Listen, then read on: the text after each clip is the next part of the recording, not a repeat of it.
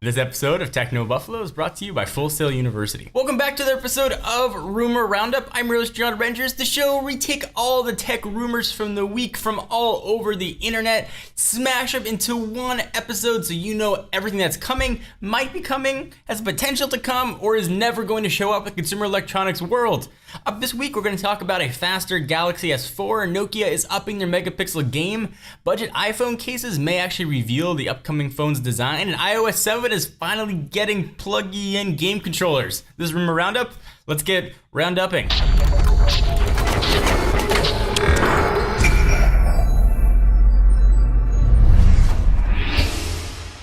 Alright, so you know that brand new super sweet Galaxy S4 that you just bought? Turns out it might already be outdated. Samsung co-CEO J.K. Shin recently promised that a faster Galaxy S4 will hit the market soon, although we originally suspected it meant the phone was going to offer faster data speeds with support for LTE advanced networks. Turns out though, we were wrong, and it might also offer Qualcomm's high-end Snapdragon 800 processor, which offers way more power than the current Snapdragon 600 chip in the Galaxy S4. The rest of the specs totally remain unchanged. Samsung CEO suggested the phone will cost more than the current Galaxy S4, so Samsung Galaxy S4 Plus. Supposedly though, Samsung's gonna be announcing this guy soon, so maybe if you want to get a Galaxy S4, or at least an unlocked one, you might be better off waiting a few weeks. Nokia recently published a blog post that teases its next smartphone. The company is holding a press conference in New York City on July 11th, but it all confirmed that we'll see the highly rumored EOS Windows Phone. An image posted by Nokia simply states 41 million reasons. A play obviously on the 41 megapixel camera that's rumored for the device. So the smartphone is allegedly heading to AT&T with Windows Phone 8, wireless charging, support for a 4.5-inch OLED display, and more. And as we've seen in the leaked EOS photos, 41 megapixel camera will come in at the cost of a large hump on the back of the device.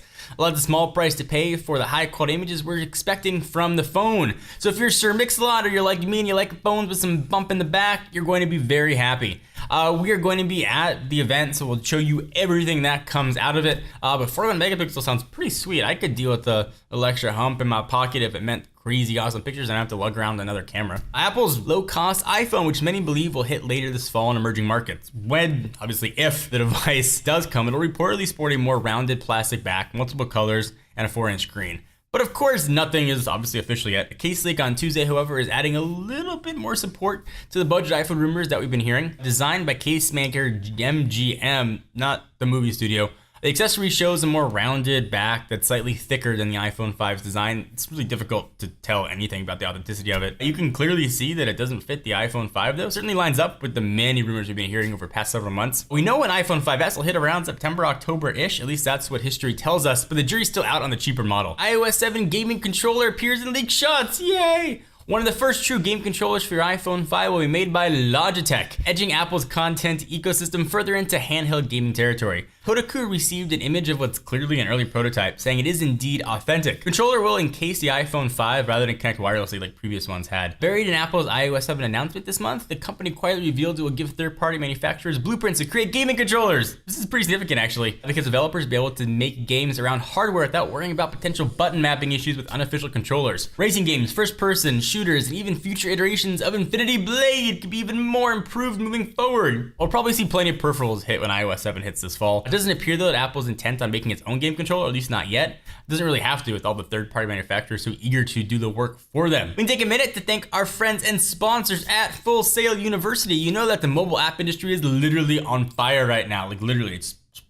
Full Sail University's online mobile development bachelor's degree program can teach you the skill set you need to take advantage of these emerging opportunities. In this degree, you'll learn both the programming and business sides of mobile development so that you can concept, develop, deploy, and market the application from start to finish. You'll explore advanced programming languages, visual frameworks, usability principles, and app development for iOS and Android operating systems. And through Full Sail University's Project Launchbox, students receive a MacBook Pro, preloaded with industry software plus iOS and Android devices. Courses are delivered through Full Sail's immersive online education platform, which maximizes the capabilities of said Mac, giving you a learning experience really unlike any other. Though between the App Store and Google's Play Store, over 50 billion apps have already been downloaded with no signs of slowing down. If you're ready to master technology and software to compete in this rapidly growing industry, visit fullsail.edu/technobuffalo to learn more about this online degree program. Again, fullsail.edu/technobuffalo. Let me take a quick step aside from the rumors for a minute to tell you about Techno Buffalo's Driven, a show I do on the Tech Feed where I talk about cars, I show cars,